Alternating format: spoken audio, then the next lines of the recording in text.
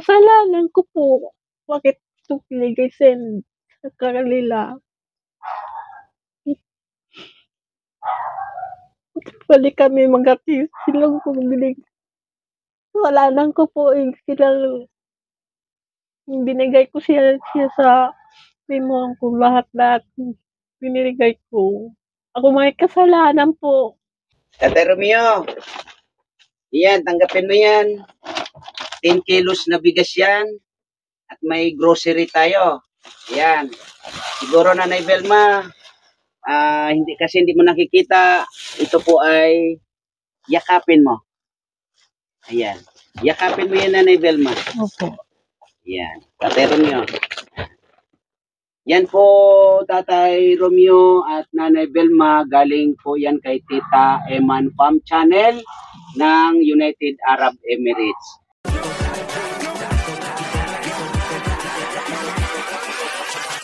Hold up.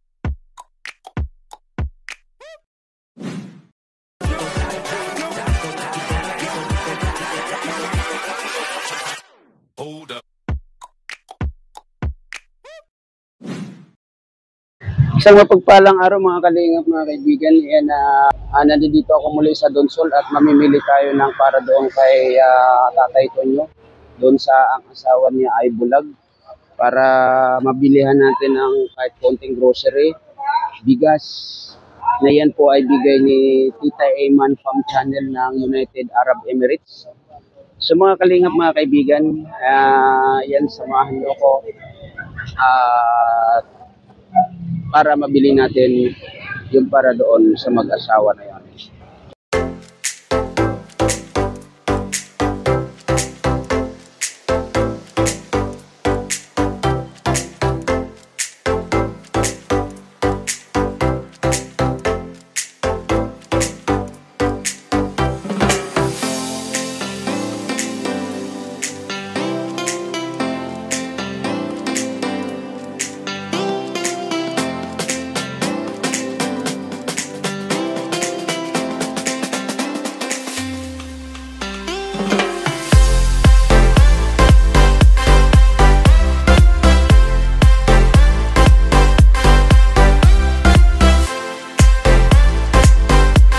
Diyan mga kalingap, mga kaibigan, yun na nandito tayo muli at para mayatid natin itong yan.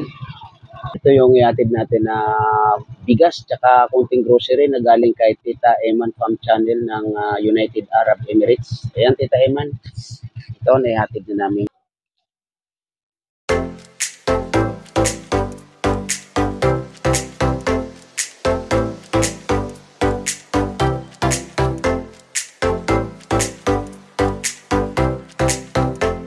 Sorry mga kalingap, mga kaibigan, hindi pala Tonyo yung pangalan nito, ay ito pala ay Romeo. Yan yung asawa niya ay bulag. Siyan, Tita Eman, nandito kami na para iatid namin yung bigay niyo po para kay Tatay Romeo. Nako, ayun naman tayo, maingay. Tao po! Nay! Baka pwedeng maano yung aso tayo, maingay. Maingay eh.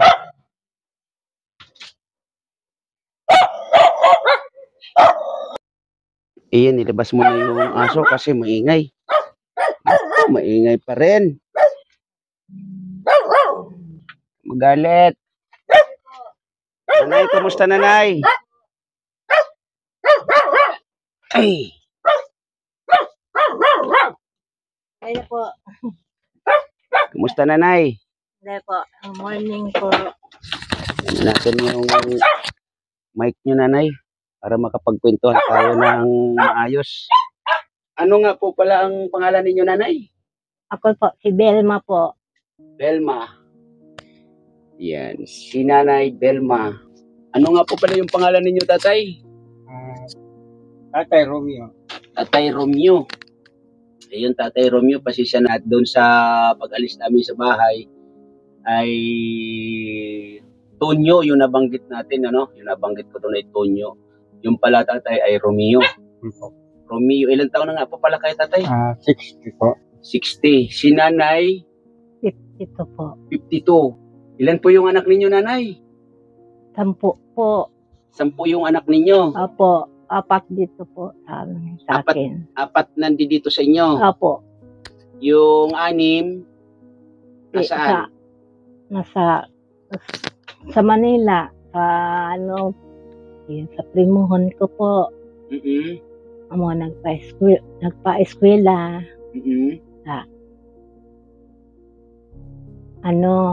Mahina kita namin sa hanap buhay. Hindi ko mapa-eskwela. Sabi niya, sila na daw magpadakula, sila magpaadal. Tapos, yung papatapos niya nga na maray na kabutihan na pagabuhay. Sinso na sindang buhay. Napaadal. Sabi daw ko noon, dinala sa akong alam, yun doon nagpunta dito sa amin na so, anak ko nga Bilma doon sa Manila, pinampun mo sa primon natin. May kaya-kaya na, nakadal daw, maestro na daw. Yung pinsan ko nag-adapt, di daw sa akin daw ipangilala, bakit daw bawiin ko daw. Bawiin ko daw. Hindi na ako bawiin. Kawo na kayo nagpadal, hindi na ako babawi niyan. Makakatulong na yan sa inyo. Balik kami magatif, tiisin namin. Kung di mo na ako sa akin tunay na nanay, ako nag-anak sa kanya, hindi mo sa amin pipakilala, sasayo na yan. Sabi ko, padalin mo, mahalin mo yung anak ko, yung anak mo rin. Anak mo. Bali, bayaw mo yon, asawa ng kapatid mo, ang nagbalita sa'yo na ayaw sa'yo ipakilala nung nag-ampon bilang kayo yung tunay na magulang. Opo. Bakit naman daw? Ano naman daw yung dahilan nila? Bakit ayaw nila ipakilala sa inyo bilang isang magulang kayo ng bata? Siguro ayaw ako tulungan, bibigyan, pagkabuhay kayo, yata po. Galit pa siya na nararamdaman sa inyo, nanay, tatay Romeo? Wala naman po. Oy, bakit ganon? Wala naman siya galit. Siguro, ang isip nila, sila nagpalaki, nagpa-eskwela. Ay, sino yung ibig sabihin, nanay, tinuturuan yung bata na wag kayong kilalanin, ganon? Opo. Hindi naman po pwede yung nanay kasi kayo yung magulang eh. Oo nga, sila yung nakapagpaaral, pero ganun pa man, nasa mabuti ng kalagayan yung bata, at least natulungan nila. At sana naman sila yung mag-inganyo doon sa bata na so yung nanay ninyo, nanay mo, tatay mo doon naghihirap. Kahit paano, padalhan mo naman doon kasi isang teacher ka mo siya eh. Kahit ba naman yung padala niya na isang buwan 2,000, 3,000, 1,000, hindi ba makaalala sa inyo, nanay? Hanggang ngayon, di ba nagpapadala sa inyo kahit paano? Ayaw magkilala yung asawa ng primon ko. Yung asawa, ayaw. Kaya nga, pero kilala kayo nung anak ninyo na kayo yung nanay, tatay? Hindi po. Maliit yung binigay ko po. Hindi kilala. Matagal na. Maliit pa yun. Wala pa sa 1 taon. Kasi po, binigay niya maliit pa. Ano pang siguro ito mga 3 buwan. Maliit pa siya. Gusto niyang, yung pinsan niya, gustong ingiin sa amin yung anak namin na lalaki. Sabi niya, sige na, kunin mo na yan para mapaaral yung mabuti. Kinuha niya yung pinsan niya dinala sa Manila. Di maganda yung kalooban namin na sariling niya, pinsan niya. Para wala kaming alanin na sa ibang tao. Yung maganda na yun yung pinsan niya na nakakuha ng anak namin. Sabi ko sa kanya, sige na, ibigay mo na. Baka wala silang lalaking mapaaral nila. Pero may anak din po sila, Tatay Romeo. Ah. May anak din yung nag-ampun doon sa anak ninyo. Mayroon, ayun, dalawang babae yun. May anak, pero Dalawang babae yun po. Walang lalaki. Kumbaga, inampun nila yung anak ninyo para magkaroon sila din ng anak na lalaki. Po. Okay. Pero ganun pa man, Tatay Romeo, kahit ganun yung naging sitwasyon, ipakilala pa rin kayo. Kasi kaano-ano nyo yung nag-ampun doon, Tatay? Pinsan niya po. Pinsan ni nanay. Sariling tao pa rin, di ba? Siguro, kung sa ibang tao po, pwedeng mangyari yun. Pero sariling tao, at ayun nga, di ba, nasasabi ni nanay na, sino yung patay na doon sa nag-ampon? Si, Kuya GC. Molino po. Yun yung bali tatay nung umampon, nung anak ninyo. Po. Ano yun? Yung tatay niya, tsaka yung tatay noon, magpakapatid. Ibig sabihin yung pinsan ni nanay, yung lalaki. Po. Ngayon, ang lalaki. nag-uudyok doon sa anak ninyo na huwag kayong kilalanin nung anak o huwag sa inyo papakilala yung anak ninyo is yung asawa nung pinsan. Yung babae. Asawa nung pinsan ni nanay. Po. Hindi naman po pwede siguro yan kasi anak nyo yun eh. Pera-perehas naman kayong matutulungan nun eh. Tapos hindi nila pinapauwi dito, sa Bicol. Ipinagkakait talaga sa inyo. Oo, ang kaalimbawan doon, ayaw nilang pakilala sa aming magulang. Yun ang nangyari sa gano'n na sitwasyon. Okay, Tatay, Nanay, nandito naman na kayo. Siguro mapapanood niya to, no? Pwede po kayong manawagan. At ilan po sila yung kasi doon sa una natin pag-uusap, Tatay, ni Nanay Belma, Tatay Romeo, ay ilan po yung naipapo ninyo na anak? 6. 6 po yung naipampo ninyo, tama? Doon sa 6 na yun, ilan yung nakakakilala sa inyo? Na anak isa kayo dito. yung magulang? Yung pinakamatanda sa kanila, nandyan sa Bururan. Babae yung po, yung pinakapanganay. Pinakapanganay. Ano po yan, babae, lalaki? Babae. Babae yung pinakapanganay. Kumbaga yung pinampo ninyo na doon sa saang lugar po yon, yung Louie? Alam ko sa Lagro. Sa Lagro, Maynila. Sa Maynila, Lagro, Quezon City. Ayan, sa Maynila pala, no? Lagro. Kumbaga, yung San babae... San Juan. San Juan pala po. Ito, Tatay. San Juan. Okay, San Juan. So, ibig sabihin, Tatay Romeo, yung pinakapanganay ninyo na anak is babae. Po. At sumunod, lalaki. Yun po yung Louie. Po. Yung panganay ninyo na anak na naipampo ninyo, Tatay, ay kilala naman kayo bilang magulang. Po. Nakakapunta naman sa inyo. Pumupunta dito pala. Ay, salamat naman. Habang pumupunta dito sa inyo, Tatay, ano naman po yung naitutulong nung anak ninyo sa inyo? Mayroon, binibigyan minsan lang kami binibigyan. Pag mayroon siyang, nagsusildo naman siya. May asawa na din po yan? Dalaga po. Dalaga pa hanggang ngayon. Okay. Ilan taon na po siya, Tatay?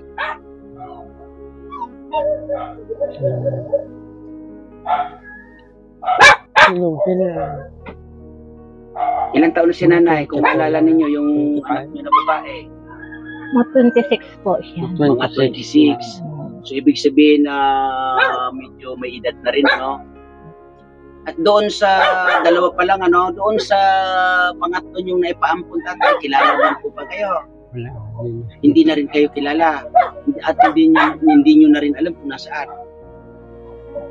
Hindi alam kung nasaan nga. Alam nyo po ba ang pangalan nun? Hindi rin nanay. Nililipat nila sa ibang pangalan. Inilipat nila sa pangalan ng iba. Kasi sinasabi nung maliit pa. Maliliit pa sila. Grabe naman yan. Yung pang-apat, Tatay, na napaampon nyo, kilala naman kayo. Opo. Ayun, kilala kayo. May asawa na yon. May asawa na. Buti pumupunta naman sa inyo, Tatay, Nanay. Yung anak niya. Yung anak niya. Ito. Ayun. Pinaampon ninyo. Tapos, binigyan, nung nakilala kayo yung kanilang magulang, ay nirigaluhan na rin kayo ng anak niya. bilang apo na rin ninyo. Ako. Okay. So ano naman po yung naitutulong ng nanay ng apo nyo na to na tatay, nanay? Gano'n, nagtatrabaho siya po. Gano'n. Nagtatrabaho siya pero may asawa. May asawa siya. Okay. Tigpapadaran man siya po. Okay. Ilan po Nagtrabaho sa yung asawa niya sa Manila. ilan po yung anak nila? Construction. Isa pa lang. Isa pa lang. Opo. Okay. So, doon na tayo sa pangatlo, no? Yung pang-apat niyo na napaampon tatay, nanay. Kilala niyo rin ba? Hindi na po. Hindi na rin. Okay. Bakit? Ano yun? Babae, lalaki? Lahat sila po, ano, Ha? lahat sila maliliit pa kinasama. Lahat sila maliliit pa. Mm. So, yung panlima, hindi nyo rin nalalaman kung nasaan o hindi rin kayo kilala na kayo yung Wala naman. kanilang magulang. Malayo yun. Malayo. Sa, ano, sa Luzon. Malayo. Yung pang-anim, hindi nyo rin kilala. Ayun, yung pang-anim yun. Yung pinaka-tanda sa kanila. Yung sa Burulan, sinasabi ko sa iyo. Ang pangalan nun si April Rose. May asawa na rin. Walang dalaga. Dalaga rin. Okay. So, yun mga kalingap, mga kaibigan, ng kwento nila Tatay Romeo at Nanay Velma kasi 6 na anak yung kanilang napaampon. At dun sa 6 tatay, nanay, ilan yung nakakakilala sa inyo? 2? Dalawa po. 2. Dito po. Lang po. Di ba yung 4, hindi niyo nakilala at hindi kayo nakikilala bilang So, may asawa na po. okay. So, yung sinasabi ninyo na teacher na sa ngayon na lalaki ay kung iisipin natin, di ba mga kaibigan, mga kalingap, makakatulong na sila sa sitwasyon ng kanilang magulang. Kahit na ganun pa man yung nangyari, no, para sa akin, kasi naging anak din naman ako, hindi natin iisipin na yung nakaraan. Ang isipin natin yung ngayon. Di ba mga kalingap, mga kaibigan? Yung ngayon yung iisipin natin bilang isang anak na nakikita natin o nalalaman natin, nababalitaan natin na yung ating magulang ay ganito. Sobrang hirap. Makukuha pa kaya natin na kalimutan o hayaan sa ganitong sitwasyon sila? Nasaan yung tinatawag na pagiging anak? Di ba mga kalingap, mga kaibigan, nasaan yung ganong sinasabi o kasabihan na ang anak, sa bagay, ganon nga, yung anak daw, pwedeng makalimot, pero yung magulang, kayo tatay, bilang isang tatay, ano yung nararamdaman ninyo sa ngayon na ito yung kalagayan ninyo, sitwasyon ninyo, tapos yung mga anak ninyo na ipaampon ninyo, tapos yung iba hindi na kayo naaalala, hindi kayo kilala. Ano yung nararamdaman mo? Sa'yo, Tatay Romeo, ano yung nararamdaman mo? Nararamdaman ko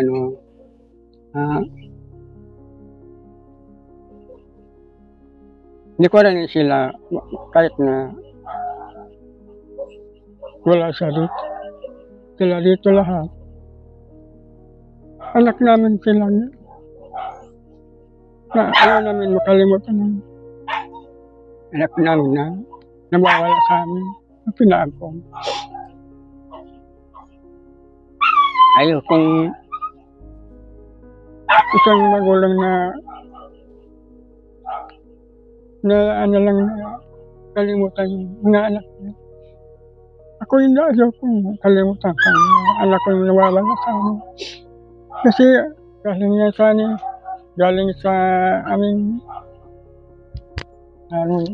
sa ginawa. Galing sa amin. Pinagura namin. Kaya hindi namin malilimutan yan kahit nawala sila dito. Kayo, nanay, ano yung nararamdaman mo, nanay, sa ngayon na sa 6 ninyo na anak, na napaampun, yun nga, sabi ninyo, 2 lang yung nakakaalala sa inyo at yung 4, wala na. At yung kahit paano sana, merong isa na maalwan na yung pamumuhay, pero ganun pa man, natitiis kayo bilang isang magulang na ganito yung sitwasyon. Pero alam ba ng anak ninyo na teacher ka mo na ganito yung ganito na yung inyong sitwasyon, tatay, nanay? Tatay, alam ba ng anak ninyo na yan na ganito yung sitwasyon ninyo, ganito yung kahirapan ninyo na dinaranas sa ngayon? Alam ba niyan? Hindi pa alam, hindi pa alam ng anak ko. Kasi, Hindi pa alam. po, paano pa niya Ikaw, alam nanay, ang sitwasyon namin. hindi alam na ganito yung sitwasyon ninyo. Para sa'yo, nanay, ano yung nararamdaman mo po, nanay? Maraot sa dibdib po. Tama. Naalala ko po sila. Maski ano nga, habang buhay ako, sa pagkain, iniisip ko ang mga gusto ko. Yan, naalala ko, ano so, sa dibdib ko. Maski pagkain yan, trabaho ko. Malagi, kahit ako gatrabaho, kalimutan ko, maski pagkain, wala ako naramdam ng gutom. Ayan lang, ma-update.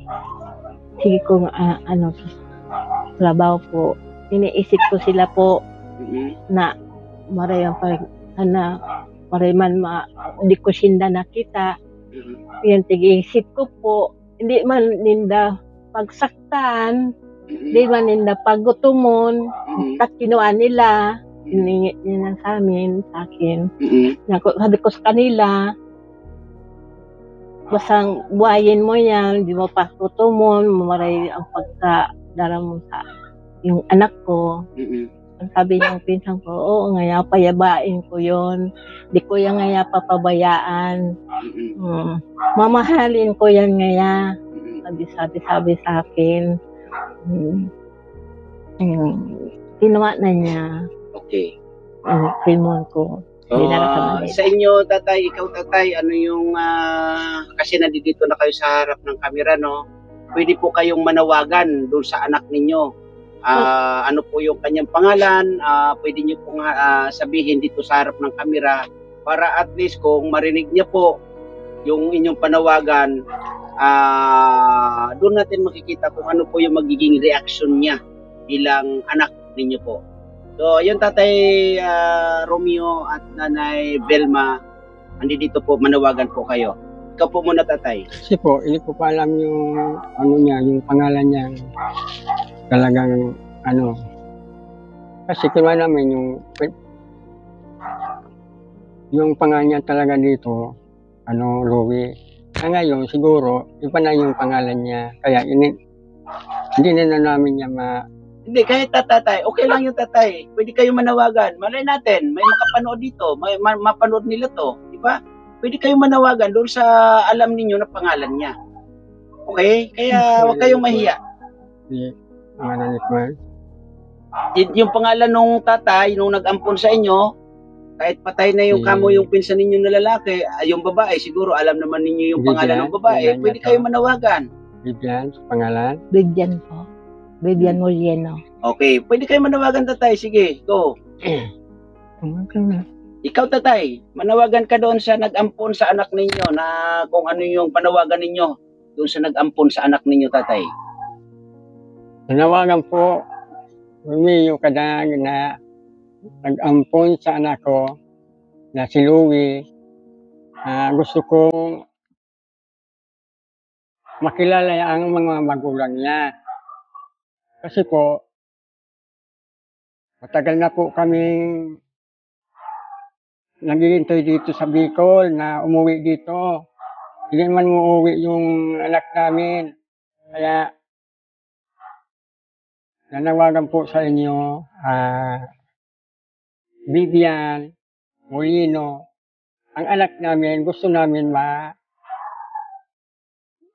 makita at makita man lang yung mga tunay niyang magulang. Ano yung pangalan nung asawa nung Vivian Molino tatay? GC po. GC. Okay, GC, ano po ang apelyido? Molieno po. Molieno. Okay. So, ang pangalan ng anak ninyo tatay ay? Louie po. Louie Kadag. Kadag. Okay. So yun mga kalingap, mga kaibigan at mga kababayan, kung sino man po yung nakakakilala kay Louie Kadag or kung pinalitan po yung pangalan, sa nag-ampon po kay Louie, no, ang magulang po ay ito po nananawagan si Tatay Romeo Kadag at Nanay Velma Kadag na sana naman po ay bigyan nyo ng konting kasiyahan itong magulang ng inyo pong naampon, ano? Yan naman po, hindi naman po siguro para kunin sa iyo yung inampon ninyo. Ang gusto lamang po nila ay makilala at makita nila yung anak nila na inyo pong nabigyan ng magandang buhay sa piling po ninyo. At yun po ay pinagpapasalamat nila Tatay Romeo at Nanay Velma. At sa anak naman po nila Tatay Romeo at Nanay Velma na ang pangalan niya po ay Louie Kadag, ay sana po mapanood mo ang video ng iyong tatay at nanay. Okay? So, Tatay Romeo, sa ngayon, ano yung kumusta yung inyong pamumuhay dito, Tatay? Ano pa rin. Ganun pa rin. Ikaw, Nanay Velma, ano yung pamumuhay ninyo dito ngayon? Wala na po. Ako, di na ako nakakita. Mm-mm. Urap na talaga. Wala na ako nakakita talaga. Wala na ako trabaho ngayon. Diba? 4 taon din ako nakakatrabaho. Yun. So, Tatay Romeo, Nanay Velma, isa man po sa inyo, pwede pong manawagan, nasa harap po kayo ng kamera, sa pangangailangan ninyo. Malay natin, meron pong malalambot na puso sa mga kapanood sa inyo, mabigyan kayo ng konting tulong sa kahirapan na binabanggit ninyo, Nanay, Tatay, ano? Dito po sa harap ng camera, pwede po kayong manawagan. Ikaw po, Tatay Romeo. Nanawagan po ako, si Rumi Kadag, na tulungan po nyo kami na kahit kaunti lang po na kasiyaan sa aming pamilya na kami. Grabe po ang namin, paghihirap. Kaya may kami ng tulong sa inyo. Ikaw, Nanay Velma, bakit naluluha ka, Nanay? Hindi po. Kasalanan ko po. Bakit ito pinigay sa kanila? Pwede kami mag-apisilong kung kasalanan ko po binigay ko siya sa limon ko lahat binigay ko. Ako may kasalanan po. Ang grabing pagtiis ko po.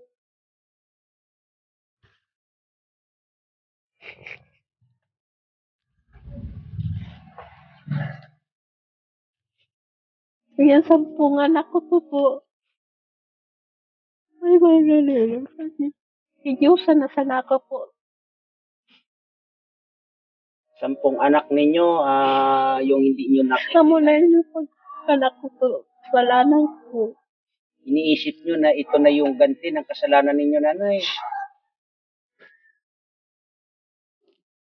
So yun, mga kalingap, mga kaibigan, ay si Nanay naluluha at ayun, sinisisi niya yung kanyang sarili dahil na yun nga, naipampon nila yung 6 na anak nila na sa kasalukuyan yung 4 ay hindi na po nila kilala at hindi na po nagpapakita sa kanila at sila man din po siguro ay hindi na rin kilala nung 4 na anak nila. At pasalamat din po tayo kahit paano yung 6 may 2 nakakakilala kay Nanay at Tatay Romeo.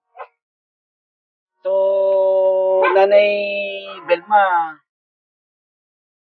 sa sinasabi niyong kahirapan, Nanay, ano yung importante at ano yung pinakamahalaga sa inyo, Nanay?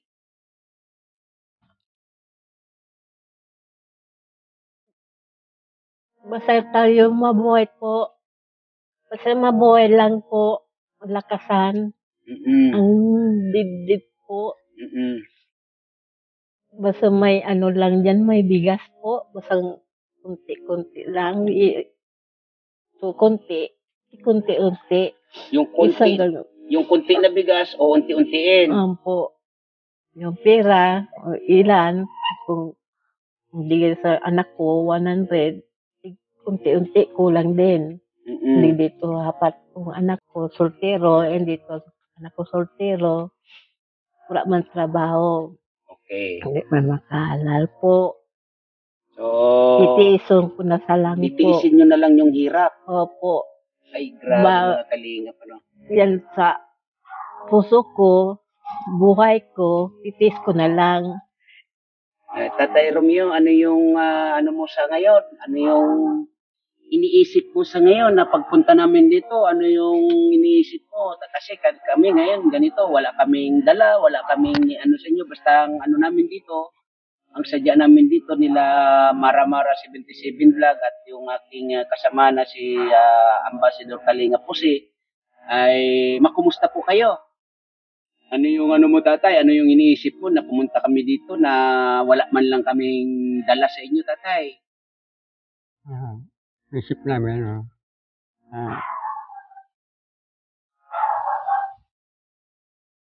kung mayroon lang kahit na sa ngayon wala kaming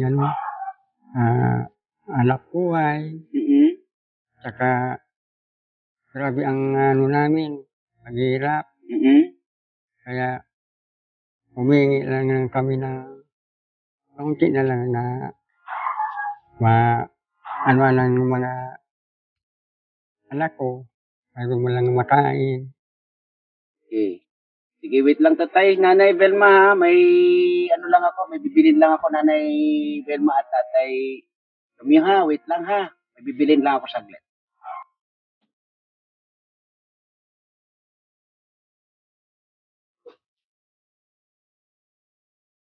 Nahihirapan ka? Pasensya na.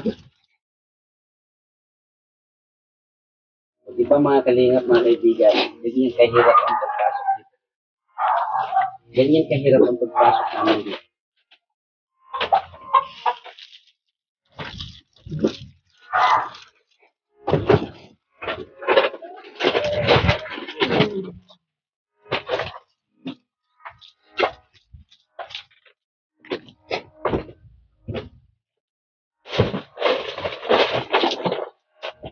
Tatay Romeo, yan, tanggapin mo yan. 10 kilos na bigas yan. At may grocery tayo. Yan. Siguro Nanay Velma, hindi mo nakikita. Ito po ay yakapin mo. Ayan. Yakapin mo yan Nanay Velma. Opo. Yan. Tatay Romeo. Aray ko. Yan po, Tatay Romeo at Nanay Velma, galing po yan kay Tita Eman Farm Channel ng United Arab Emirates. Medyo po natagal-tagalan yan kasi tayo ay may mga inasikaso at medyo malayo-layo itong lugar na to kaya hindi natin na ihatid agad-agad. So pagpasensyahan nyo po Nanay Tatay, no? Opo. Pero at least, ayan, nakarating.